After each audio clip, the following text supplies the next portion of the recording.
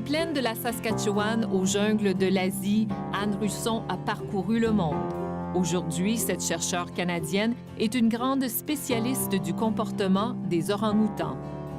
Anne passe 6 mois par année à Bornéo à étudier ces grands singes. Le reste de l'année, elle est à Toronto, au collège universitaire Glendon, où elle enseigne la psychologie. Rien n'aurait laissé croire que cette fille de Regina allait passer le plus grand de son temps dans la jungle avec les primates. En fait, la jeune Anne s'est d'abord inscrite en mathématiques à l'université. Mais une fois sur le marché du travail, elle s'est rendue compte qu'elle préférait les humains aux machines. Elle est donc retournée aux études, cette fois-ci en psychologie. En 1985, lors d'un voyage au Rwanda, Anne Russon visite un centre de recherche sur les orang-outans. Et c'est ici que commence une grande histoire d'amour. Les orang-outans sont une espèce en voie de disparition. On estime qu'il n'en reste que 40 000 dans le monde. Anne Russon a donc décidé de faire de leur survie le combat de sa vie.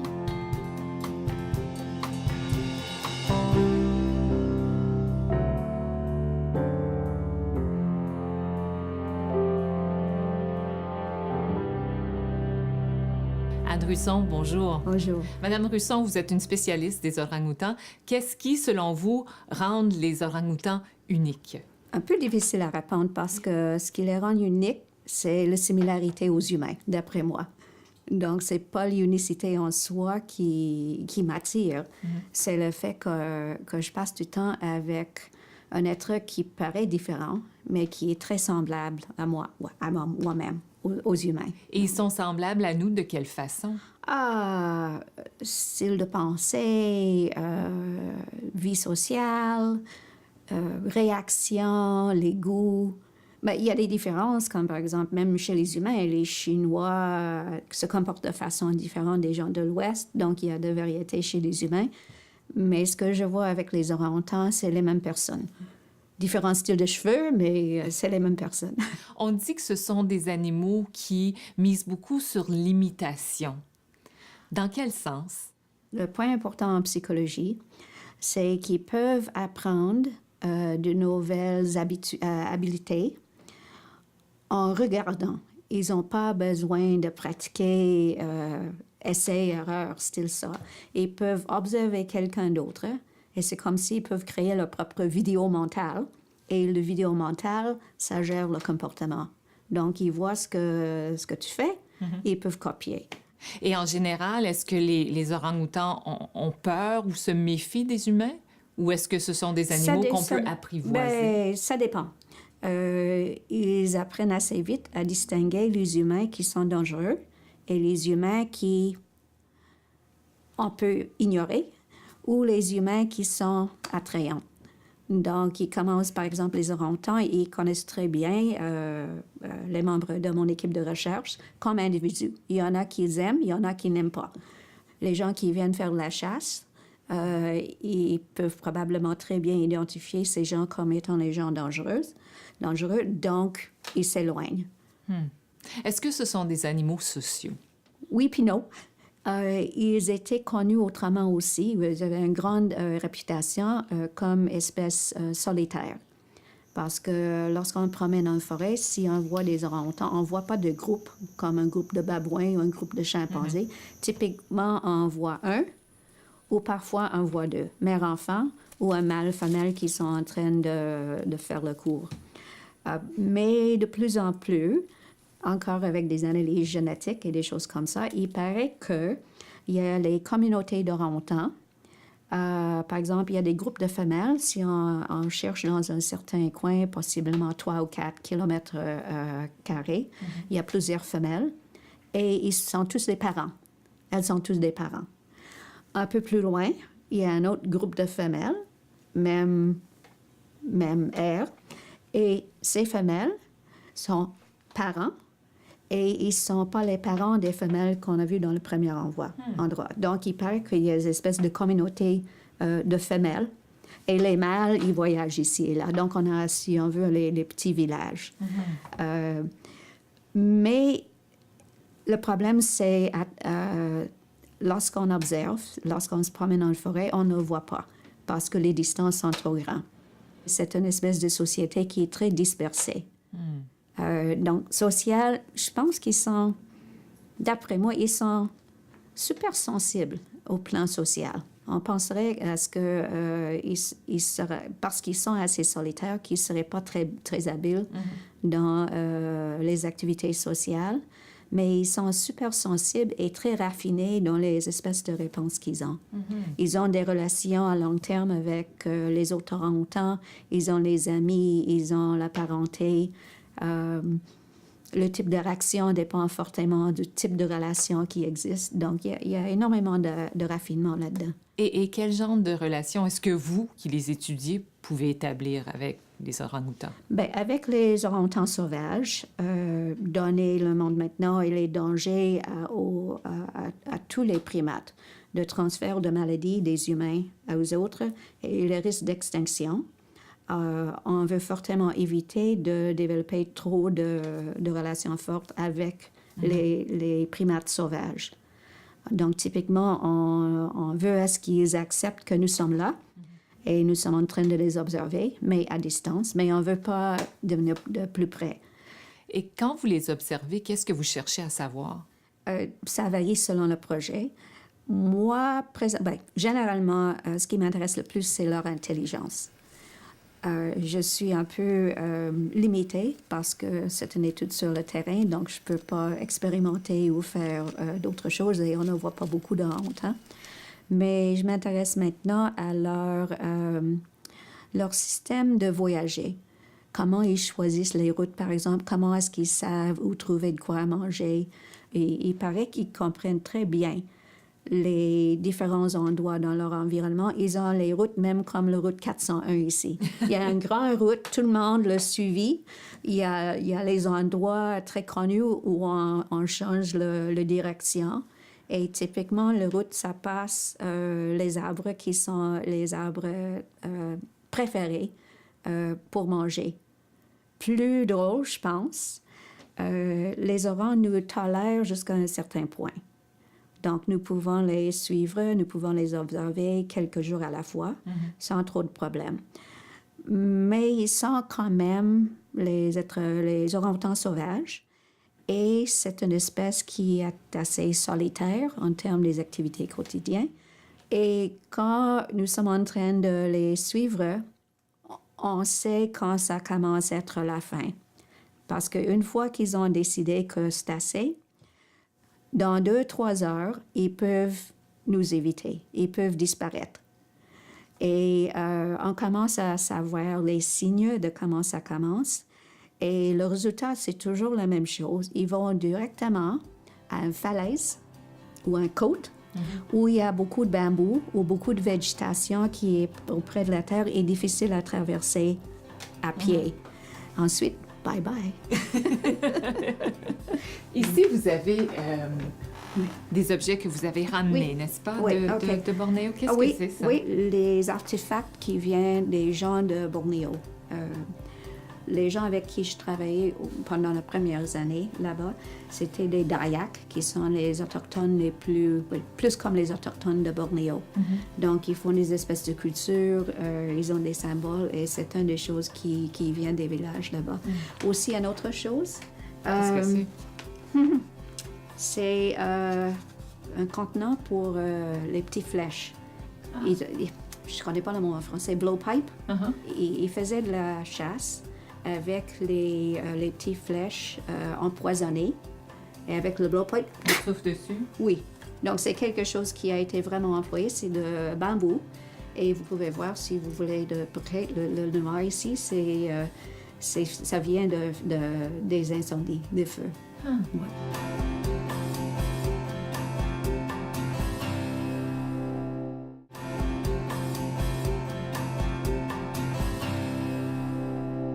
Madame Russon, vous avez décidé d'étudier en mathématiques. Les mathématiques, on peut dire que ça n'a rien à voir avec les orang-outans. Oui, pourquoi les mathématiques? J'étais bonne. J'étais bonne étudiante à l'école, mais les mathématiques, je le trouvais facile. Donc, j'ai toujours d'excellentes notes. Et à la fin de l'école secondaire, quand j'allais à l'université, la question de quoi choisir, j'ai choisi le sujet qui était ma meilleure. Mais à quel moment est-ce que vous avez décidé que vous vouliez rien savoir des mathématiques? Mathématiques et ordinateur, parce que j'ai travaillé comme dans la programmation pour plusieurs années après avoir fini mes études en mathématiques. J'ai découvert que je l'aime et je suis capable, mais probablement comme un loisir. 10 heures par semaine. 40 heures par semaine? Non. Et en termes de quoi choisir autrement, je pense que mon impression, c'est que ce qui m'intéressait, c'est le type de choses qui étaient discutées à la maison quand j'étais enfant, qui est la psychologie, psychiatrie. Donc, je suis allée dans cette direction comme orientation et j'ai choisi la psychologie plutôt que la psychiatrie parce que la psychiatrie est médecine. Donc, il faut un diplôme en médecine avant. J'ai décidé qu'il serait trop long. Donc, je suis allée en psychologie. Et juste par chance, en psychologie, j'ai pris un couple de cours avec un psychologue qui a fait des études avec des singes et qui prenait une approche un peu naturaliste, comme les choses que je fais moi-même. Pas l'expérimentation en labo, comme la plupart des psychologues, mais quelque chose qui allait plus vers la nature. Et je l'aimais mieux. Je l'aimais mieux. Donc, j'avais la chance de le faire, donc j'ai fait. Racontez-moi votre première rencontre avec les orang-outans. En Indonésie, je suis allée au centre de recherche, encore en forêt à Bornéo, de Burute Galdikas, qui est l'équivalent de Jane Goodall, mais avec les orang-outans. Elle était la seule chercheure que je connaissais qui travaillait avec les orang-outans. Donc, je suis y allée. Et là, elle étudiait les orang-outans sauvages, mais elle avait aussi si vous voulez, les orang-outans rescue. Les orang-outans qui étaient autrement en captivité, c'est illégal. Si c'est faisable, ils sont retournés en forêt et il y a des programmes de réhabilitation pour tenter de les aider à retourner en forêt. Donc, c'est un monde où on voit les orang-outans qui ont un pied dans le monde humain et un pied dans le monde orang-outan. Donc, il vient s'asseoir à côté comme ça ou mettre le bras autour. Donc, l'expérience, c'était incroyable. Moi, j'ai toujours pensé, je vois mon âge, le film Star Wars. Il y avait un scène dans Star Wars dans un bar avec les êtres qui viennent de plusieurs planètes. Oui. C'est comme si j'étais en train de vivre dans cette scène au bar dans Star Wars. Moi, je suis là, je suis les humains. À côté de moi, il y a un orang-outan. À gauche, il y a un gibbon. Ensuite, il y a un oiseau qui vient. Il y avait un ours qui était en captivité aussi. Puis tout le monde se promène en forêt comme si c'est tout à fait naturel de tout partager le monde. C'était vraiment incroyable. Maintenant, les orang-outans qui sont en captivité, ils le sont pour quelles raisons? Qui les a attrapés et pourquoi? La plupart, oui, c'est les zoos. Mais franchement, pour les zoos de bonne qualité, les orang-outans qui sont là sont nés là.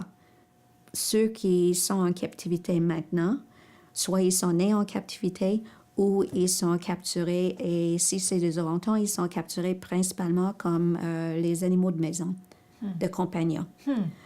Est-ce que ça fait un bon animal de compagnie? Non. En général, ça détruit la vie de l'orang-outan. Pour l'avoir, il faut tuer la mère, donc c'est un orphelin. On enlève l'orang-outan de tout ce qui est de son monde naturel, de tous ses membres de son propre espèce, et on lui force de vivre avec les humains, ou c'est les humains qui décident qu'est-ce qu'il fait. Il est agréable, probablement, pour les humains et l'orang-outan pendant la période où l'orang-outan est petit et assez doux. Donc, jusqu'à l'âge de probablement 3 ou 4 ans. Le problème, c'est que la durée de la vie d'un orang-outan, c'est jusqu'à 50-55 années. Et après qu'il arrive à l'âge d'à peu près 4 ans, il est vraiment têtu, il est très fort, il a des énormes dents, et il a ses propres opinions à propos de quoi faire. Donc, les humains ne l'aiment pas trop. Et le résultat, c'est typiquement que l'orang-outan est mis dans un cage où il y a un chêne, où il est abandonné dans un cage en dehors de la maison, et il n'y a pas d'option. Donc, c'est terrible. Maintenant, vous avez votre centre de recherche à Bornéo, mais vous étudiez et en fait, vous enseignez ici à Toronto au Collège Oui. universitaire Glendon. Comment est-ce que ce que vous apprenez sur le terrain là-bas se traduit en salle de classe ici? Je raconte des histoires. Jusqu'à un certain point, je suis capable parce que Glendon, c'est un petit collège, donc on a beaucoup de flexibilité. Et Glendon m'a accordé beaucoup de flexibilité dans ce que je fais. Donc, un de mes cours, c'est un cours sur les primates non humains. Donc, je peux carrément discuter les autres espèces. Aussi, j'ai un cours que je donne parfois sur le langage, l'acquisition du langage. Et lorsqu'on parle du langage, on peut largement de communication, donc on peut faire le lien avec la communication chez d'autres espèces. Donc, il y a toujours un lien avec mes orang-outans. Finalement, je raconte des histoires parce que les étudiants aiment les entendre. Donc, il y a toujours une façon de donner un exemple qui est attirant. Vous parlez, bon, l'anglais, le français, mais comme vous êtes beaucoup en Indonésie, vous parlez la langue, l'indonésien ou les langues de là-bas? Je suis moyennement habile avec l'indonésien, la langue formelle officielle du pays. Mais je ne sais pas combien de langues il y a en Indonésie parce que c'est un pays qui comprend 16 000 îles. Vous travaillez beaucoup avec les orang-outans. Oui. Ils parlent quelle langue, les orang-outans? Leur propre langue. Ben, on ne dira pas qu'ils ont une langue parce qu'on réserve le mot langue pour le type de choses que nous avons chez les humains avec la grammaire, la sémanticité et tout ça. Mais ils ont un système de communication un peu vocal. Ils ont plusieurs sons qu'ils font. Le mâle a un appel qui s'appelle la long call. Je ne sais même pas s'il y a un mot en français. Mais on peut l'entendre à une distance d'à peu près 1 kilomètre. C'est plusieurs appels qui durent une couple de minutes. Ensuite, il y a quelque chose qui s'appelle la kiss squeak, qui ne veut pas dire qu'il veut embrasser. C'est une indication qu'ils sont agacés. Donc, c'est une façon d'indiquer qu'ils n'aiment pas ce qui se produit. À part de ça, la plupart de ce qu'ils font en termes de communication, c'est par les gestes. La position du corps, l'expression du visage, les positions des mains et tout ça.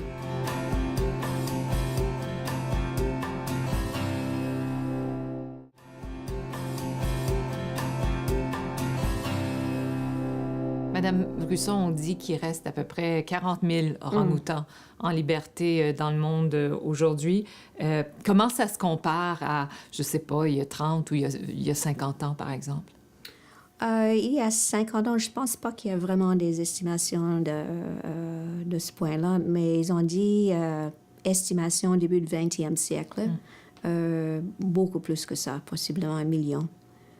Donc, une grande perte juste dans un siècle. Et est-ce qu'à ce moment-là, il y en avait ailleurs qu'à Bornéo ou à Sumatra? L'espèce moderne, non. L'espèce moderne, c'est unique à Sumatra et à Bornéo. Mais le nombre est beaucoup réduit à cause du fait qu'il y a des humains qui développent le terrain pour les fins humaines, donc ils détruisent les forêts. Mais historiquement, en termes des ancêtres des orang-outans, il y en avait jusqu'en Chine. Il y a des fossiles qui sont trouvés en Chine. Parlez-moi de la déforestation et l'impact que ça a sur les orang-outans. Mais la forêt, pour eux, c'est leur vie, c'est leur maison, c'est leur centre d'achat. C'est la protection pour la pluie, c'est ce qui est absolument nécessaire pour la vie. Ils ne sont pas à 100% végétariens, mais la plus grande partie de ce qu'ils mangent, c'est des plantes. Des fruits, des écorces parfois, des feuilles, des arbres et tout ça. Donc, si on enlève les forêts, ils meurent parce qu'ils n'ont rien à manger. Si au moins il y a des plantations ou des autres développements agriculturels, au moins il y a quelque chose à manger. Mais typiquement, c'est l'espèce monoculture.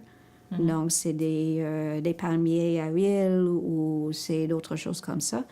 Et donc, la variation n'est pas là. Donc, du côté nutritif, c'est pas très fort. Et d'ailleurs, s'ils commencent à manger dans les plantations, les humains considèrent qu'ils sont en train de voler ce qui est quelque chose qui appartient aux humains, donc ils tuent. Donc, ils meurent si ils essaient de survivre et ils meurent s'ils restent en forêt parce qu'il n'y a pas suffisamment de forêt de supporter la vie. Donc, c'est une espèce en voie de disparition. Est-ce qu'ils sont protégés? Oui, ils sont protégés internationalement en Indonésie, en Malaisie, mais ça n'empêche pas des gens de les tuer. Qu'est-ce qu'on peut faire de plus? Qu'est-ce qu'on devrait faire de plus? Ah, toutes sortes de suggestions. Une des suggestions, c'est pour les gouvernements de carrément limiter la destruction des forêts. Parce que si on continue à détruire les forêts, bien, c'est pas juste des orang-outans, mais toutes sortes d'espèces vont disparaître. Quand vous parlez d'établir des politiques comme ça, est-ce qu'il y a une ouverture de la part des gouvernements, du gouvernement malais ou du gouvernement de l'Indonésie? Oh oui, il y a certainement des lois et des règlements. Et on est, comme aussi au Canada, on est toujours en train de jouer en termes de où sont les limites. Les problèmes sont, premièrement, enforcement, donc de vraiment maintenir les barrières. Et deuxièmement, c'est pas tout le monde qui est d'accord. Il y a les gens qui travaillent dans les affaires, par exemple, qui s'intéressent au développement ou qui pensent que les humains, les intérêts et les goûts des humains, ça compte le plus. Donc, les forêts, ils ne comptent pas. Donc, les forces ne sont pas tous dans les directions de conservation. C'est ça le problème. Et les forces de développement ou de destruction sont souvent plus fortes que les forces de conservation. Vous avez déjà parlé, je pense, une suggestion que vous avez faite, c'était si on pouvait donner des droits légaux aux orang-outans, un peu comme des droits humains aux orang-outans. Comment ça pourrait marcher, ça?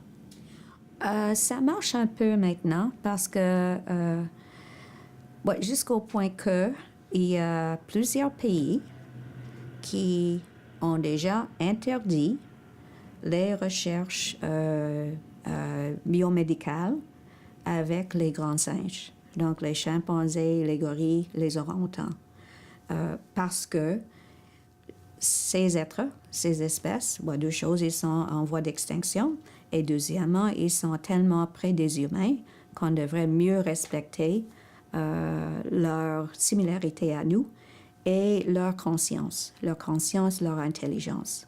Donc, les caractéristiques qu'ils ont sont les types de caractéristiques qui demandent la protection sous la loi. Donc, c'est une façon de dire, écoute, ils ont les caractéristiques que nous respectons chez nous, donc on devrait les respecter aussi. Qu'est-ce qu'il faut faire pour se faire entendre? Je sais pas, parce que le problème, c'est une situation vraiment sévère et c'est très difficile d'avoir une solution qui est positive. Je pense que, d'après moi, une chose, mais il faut essayer. Même si on voit la fin, how could you not try? Deuxièmement, possiblement, les humains vont être forcés, finalement, de voir que s'ils continuent à détruire l'environnement, les humains vont aussi souffrir. Si nous mangeons tous les poissons qui existent dans la mer, il n'y a rien de plus à manger. Si nous détruisons des forêts, les conséquences sont, par exemple, les inondations qui sont plus sévères, les sécheresses qui sont plus sévères, la qualité de l'eau qui n'est pas bonne, qualité de l'oxygène n'est pas bon aussi. Érosion, c'est très sévère. Climat, changement de climat, ça continue, il y a des conséquences très sévères et ça va nous affecter.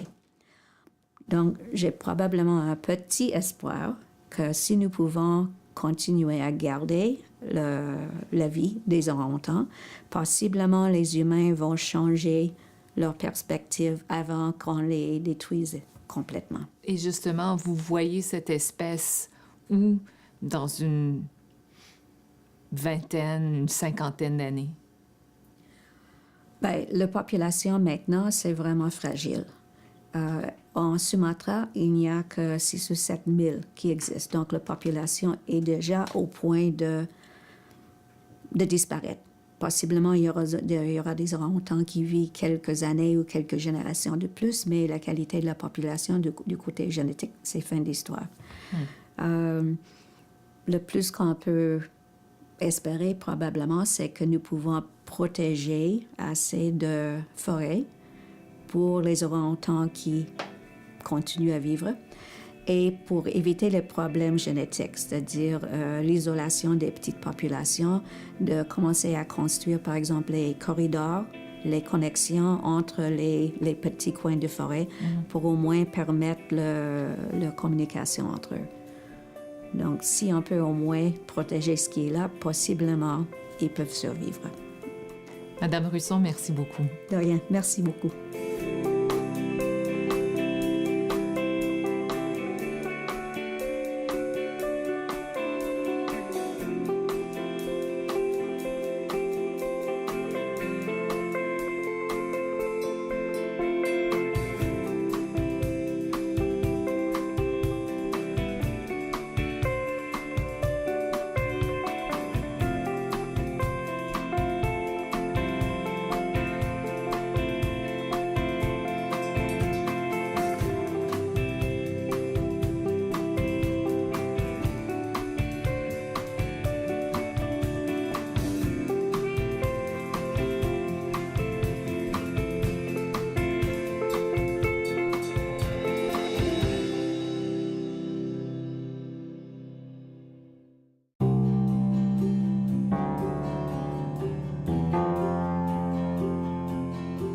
Des plaines de la Saskatchewan aux jungles de l'Asie, Anne Russon a parcouru le monde. Aujourd'hui, cette chercheure canadienne est une grande spécialiste du comportement des orang-outans. Anne passe 6 mois par année à Bornéo à étudier ces grands singes. Le reste de l'année, elle est à Toronto, au collège universitaire Glendon, où elle enseigne la psychologie. Rien n'aurait laissé croire que cette fille de Regina allait passer le plus grand de son temps dans la jungle avec les primates. En fait, la jeune Anne s'est d'abord inscrite en mathématiques à l'université. Mais une fois sur le marché du travail, elle s'est rendue compte qu'elle préférait les humains aux machines. Elle est donc retournée aux études, cette fois-ci en psychologie. En 1985, lors d'un voyage au Rwanda, Anne Russon visite un centre de recherche sur les orang-outans. Et c'est ici que commence une grande histoire d'amour. Les goûts. Bien, il y a des différences, comme par exemple, même chez les humains, les Chinois se comportent de façon différente des gens de l'Ouest, donc il y a de variétés chez les humains. Mais ce que je vois avec les orang-outans, c'est les mêmes personnes. Différents styles de cheveux, mais c'est les mêmes personnes. On dit que ce sont des animaux qui misent beaucoup sur l'imitation. Dans quel sens? Le point important en psychologie, c'est qu'ils peuvent apprendre de nouvelles habiletés en regardant. Ils n'ont pas besoin de pratiquer essai-erreur, style ça. Ils peuvent observer quelqu'un d'autre et c'est comme s'ils peuvent créer leur propre vidéo mentale. Et le vidéo mental, ça gère le comportement. Donc, ils voient ce que tu fais et ils peuvent copier. Et en général, est-ce que les orang-outans ont peur ou se méfient des humains? Ou est-ce que ce sont des animaux qu'on peut apprivoiser? Bien, ça dépend. Ils apprennent assez vite à distinguer les humains qui sont dangereux et les humains qui on peut ignorer ou les humains qui sont attrayants. Donc, ils commencent, par exemple, les orang-outans, et ils connaissent très bien les membres de mon équipe de recherche comme individus. Il y en a qui aiment, il y en a qui n'aiment pas. Les gens qui viennent faire de la chasse, ils peuvent probablement très bien identifier ces gens comme étant les gens dangereux, donc ils s'éloignent. Est-ce que ce sont des animaux sociaux? Oui puis non. Ils étaient connus autrement aussi. Ils avaient une grande réputation comme espèce solitaire. Parce que lorsqu'on promène en forêt, si on voit des orang-outans, on ne voit pas de groupe, comme un groupe de babouins ou un groupe de chimpanzés. Typiquement, on voit un, ou parfois on voit deux, mère-enfant ou un mâle-femelle qui sont en train de faire le cours. Mais de plus en plus, encore avec des analyses génétiques et des choses comme ça, il paraît qu'il y a les communautés d'orang-outans. Par exemple, il y a des groupes de femelles. Si on cherche dans un certain coin, possiblement 3 ou 4 kilomètres carrés, il y a plusieurs femelles et ils sont tous des parents. Elles sont tous des parents. Un peu plus loin, il y a un autre groupe de femelles, même aire. Et ces femelles sont parents et ils ne sont pas les parents des femelles qu'on a vues dans le premier endroit. Donc, il paraît qu'il y a des espèces de communautés de femelles. Et les mâles, ils voyagent ici et là. Donc, on a, si on veut, les petits villages. Mais le problème, c'est lorsqu'on observe, lorsqu'on se promène dans la forêt, on ne voit pas parce que les distances sont trop grandes. C'est une espèce de société qui est très dispersée. Donc, social, je pense qu'ils sont, d'après moi, ils sont super sensibles au plan social. Les orang-outans sont une espèce en voie de disparition. On estime qu'il n'en reste que 40 000 dans le monde. Anne Russon a donc décidé de faire de leur survie le combat de sa vie.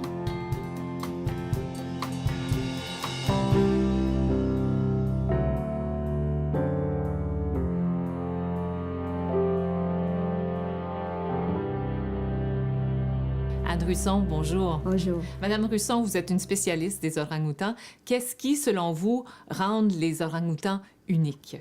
Un peu difficile à répondre parce que ce qui les rend uniques, c'est la similarité aux humains, d'après moi. Donc, c'est pas l'unicité en soi qui m'attire. C'est le fait que je passe du temps avec un être qui paraît différent, mais qui est très semblable à moi-même, aux humains. Et ils sont semblables à nous de quelle façon? Style de pensée, vie sociale, réaction.